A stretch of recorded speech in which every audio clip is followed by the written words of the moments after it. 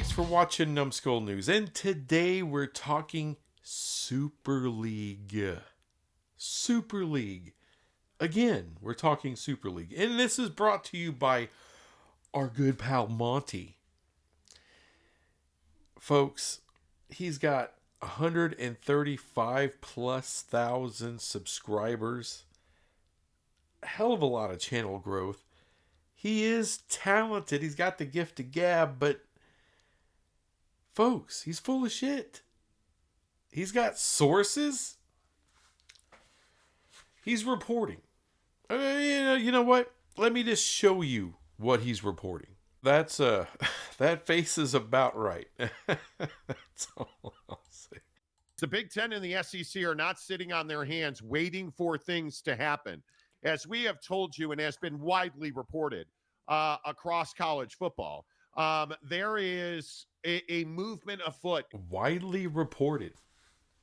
What I want everyone here to do, go out, Google College Football Super League private equity. Not a whole lot comes up, at least not for this year of our Lord 2025. Not a whole lot comes up. Because he's the only one reporting this shit. Widely reported. This dumbass. Sources told us yesterday that the Big 10 and the SEC have had discussions about creating a super league. And I want to make sure we're very clear on this. That's not the verbiage that the Big 10 and the SEC are using. That's the garden variety term that's thrown out there when we talk about a football entity, a football product, a football league that is outside of the NCAA. And I think that's a very important part of this equation. The Big 10 and the SEC have had discussions amongst themselves with their membership about leaving the NCAA and taking members from the Big 12 and the ACC with them. We are told by sources that they have talked about forming a super league that would include the Big 12 and the ACC. And there is a path and a method to add G5 programs. But one of the things we... Now, I shouldn't have to tell any of you guys this. Do you think Greg Sankey's going to sully himself to be in any kind of league with the G5? Or hell, with the Big 12? Or the vast majority of the ACC? Hell no. Now, what would it take to join this Super League? Well, Monty, he talks about $500 million, $1 billion. Who's got that kind of money just laying around? Who's got that scratch in their back pocket? Huh? No one in the G5's got that. What about the Big 12? Nobody. Really easy. And he's talking about using private equity. Why does every individual school got to come up with all kinds of shit tons of money to be involved in Monty's Super League when you're using private equity? You dumbass. It's to cover the cost. That's why you use private equity. He's talking out of his asshole. All right, so in 10 years down the road, if there's some kind of Super League, he can say, well, I was right. No, he's not right. He's not right in any way, shape, or form. As a matter of fact, most of the shit he's talking about, he's basically ripping off from other reporting. Does anyone remember this? Project Rudy. Anyone remember that reporting? Oh, yeah. This is from our good old pal Ross Dillinger of Yahoo, who put that shit out there. And by the way, it was true. Because you know how sources, you know how reporting works? All right, so Ross Dillinger has a source or two that tell him about Project Rudy. So he writes a report on it. Or he writes an article. Someone else in the national media asks their sources about it. They're like, oh yeah, here's some information. And they may have, maybe Heather Dinage or someone like that will come out with a little bit more information because their source may be privy to some stuff that Ross Dillinger's source wasn't privy to. See this shit all the time. And as of right now, only Monty and his mystery sources have said this. No one else. But a lot of the information, a lot of the shit he talked, and I'm not going to go through his entire broadcast. All right, I watched enough of it. You can watch it for yourself. But a lot of this shit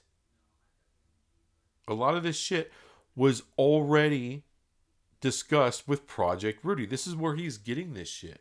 But yeah, this whole Smash Capital thing was already a deal. $9 billion private capital cash for the schools involved in the Super League. This is why those schools don't have to come up with a shit ton of money to try to form a Super League. Dumbass. But he expects you to forget about Project Rudy in this report. This is back in like October. All right. He expects everyone to forget. Well, I didn't forget. It's hilarious. He actually uses Greg Sankey as trying to make some kind of point about the Super League. And we all know Greg Sankey, according to Ross Dillinger, shut that shit down. Because these private equity firms were contacting the individual schools, wanting them to break away from the NCAA football only and go form a professional league. Sound familiar? Yeah. Anyway, here's what Greg Sankey had to say about it. I don't want to dumb down the Southeastern Conference to be part of some Super League notion with 70 teams that some people speculate would happen. They want to be us, and that's on them to figure it out, not on me to bring myself back to earth. There you go. Yeah, there you go, dumbass.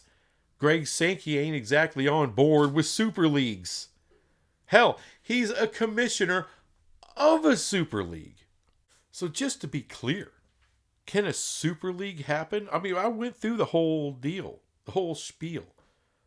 Private Capital wanted all of the Power Four, just the Power Four, to be involved in this new outside of the NCAA kind of thing. Remember, it was tiers. There was I want to say there was 3 tiers. The top tier, teams were earning $200 million a year. And then the tier down, it was somewhere in the neighborhood of 100. And then the tier down from that, it was still 60, 70 on the last tier. Yeah, they already had it all worked out. But what would happen at that point? Because that's outside of Greg Sankey's purview. If all of the football just went to this new league. So he called up all his members who already got called up by Smash Capital and a few other private equity firms that are dying to have this happen. And they're talking about headed up by Disney execs, NFL people. I mean, it's a huge, and by the way, they're not done working on it. They've still been trying to work on it. They've been talking to the ACC. They've been talking to the Big 12. But the Big 10 and the SEC aren't talking to them. The Big 10 itself is going out and searching for its own individual private equity deal to do what they want to do. This shit doesn't make sense, what Monty's saying. Like I said, he's kind of just ripping off of Project Rudy, trying to spin it into his own kind of thing. Oh, they want to make their own league. Dumbass. I'm sorry. Just complete and utter moronic crap. Why would they be fighting so hard to have control over the CFP? And by the way, he keeps mentioning in his dumbass broadcast that this new Super League, because they want to get outside of the NCAA. They want to get outside of it and really be able to take advantage of it. Folks, the NCAA, essentially with football, is hands off. They have no say in the postseason anymore. CFP? No. That's controlled mainly by the Power Four. And eventually, in 2026, it's mostly going to be controlled by the Big 10 and the SEC. Not in the purview of the NCAA. Does someone remember who was it? Was it Nebraska? Was it Nebraska that was complaining, or was it Wisconsin? I can't remember which one. But Miami, a player from them, essentially quit their team after he signed his little contract, and then unenrolled from the school, went and enrolled in Miami. Now he's going to be playing for Miami. Remember that? And I can't remember, like I said, I can't remember if it was Nebraska or Wisconsin. But they went to the NCAA, hey, do something about it. And they're like, what do you want us to do? It's the Wild West. Why is it the Wild West? Because we don't control the shit anymore. We can't control NIL. We don't control the money being spent. We don't control player movement. You're on your own, buddy. Figure it out. That was the NCAA's response. So, essentially, the NCAA is kind of, as far as college football goes, they don't do a lot. Not anymore. They're out. They have basically told everybody, we're out. We're not dealing with this shit. Y'all go work with Congress. You go do something. Charlie Baker has basically said,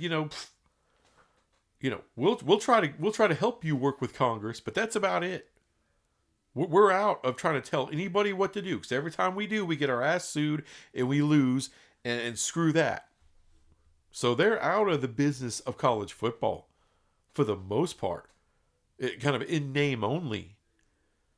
So all this, they got to get out of the NCAA. NCAA ain't doing shit. The Power Four basically rule college football as it is in Division I. And to a greater extent, of course, the Big 10 and the SEC have the majority of that say. So they don't answer to the NCAA anymore. So that whole point of his goes right into the freaking toilet. So not only does he not understand the current landscape in college football when it comes to the NCAA and how they just don't matter, and they're not even trying anymore. They're not trying to legislate shit anymore. Not only did he miss that one, but as far as the amount of money that he thinks these schools are going to have to come up with, that's he doesn't understand how private equity works, or why you would use private equity to form a super league. He just wanted to throw out private equity. They're going to use private equity. What are they going to use private equity for? If every single team's got to come up with a shit ton of money because this is going to be really expensive to form this. Really? Is it really that expensive to set up a schedule? I mean, you already have a postseason format that works fine. It would work right with that. What's this expense? Oh, this is going to be one of the most expensive ventures ever. Are they building another dam in Las Vegas? What are they doing? What are you talking about? How does scheduling? How's that expensive? What the fuck is Monty talking about? So on its face, I don't understand why every school has to come up with a shit ton of money to start this thing up. Why would you use private equity? What's the use of it if you're not going to use that money to start it up? I mean, look, you just got to ask a few logical questions, and everything Monty says melts the hell down. It melts down. The only private equity super league possibility out there right now that I can see is a merger between the Big 12 and the ACC, using private equity to bridge those gaps. That's it. And I get railed against all the time with that shit. Like, oh, that'll never happen. No one, you know what else was never going to happen? The Pac-12 was not supposed to implode. But I'll be damned. And that's something Monty said wasn't going to happen. At least not right then. Oh, the Big 12 wasn't going to get any teams. That was according to Monty. He's proven to be full of shit so many times. How does he have that many subscribers? Am I jealous? A little bit. A little bit. Dude, I could be kind of sort of entertaining once in a while. I understand. Maybe he's, like I said, maybe he's just more talented. But there's a lot of talented people well, I don't know about a lot of talented people in YouTube sports land, but there's a few. There's several, and they don't have that many subscribers. I don't know. I don't get it. I mean, some people, I guess, just like to have some dude with a little bit of talent talking bullshit in their ear. I guess that's just what you want. That's what you gotta have, I suppose. But I don't know. I kind of like it when people aren't completely full of shit. And when it's so easy to sniff out. It's so easy to sniff out. Come on. Do you think... Look, we talked about Greg Sankey enough. Think about the Big 10. Do you think the Big 10, the whole of the Big 10, and what they have built, do you think they're going to be involved in a Super League with a bunch, whether it's G5, Big 12 teams, ACC, whoever, teams from wherever that don't have an AAU accreditation? Because there's a lot of G5s that don't. All right. I mean, Tulane does. But do you think Tulane can afford to compete with the SEC? None of them can. So how is there a path? Is there going to be a scholarship? Are they going to get sponsored by Alabama? Is Alabama going to help float the cost? No. Why would they? Why would any member of the SEC or the Big 10 float the cost for anybody else? They're not going to. They make too much damn money as it is. They're not going to do anything to cost them money.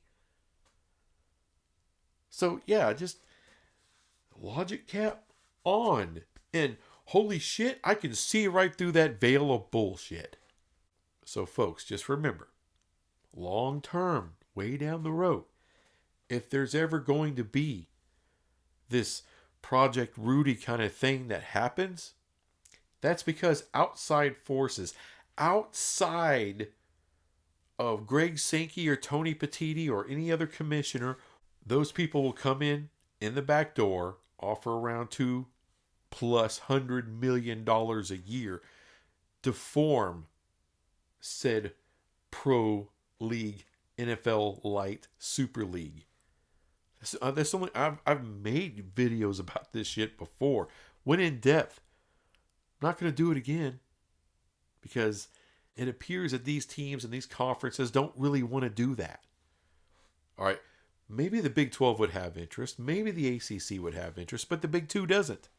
If it's only the Big 2, and maybe they pull in a few other teams from whatever conferences, I don't know how the hell they afford to do it, but let's say they do. Don't you have some antitrust lawsuits that all of a sudden pop off? I think you do. I think you do.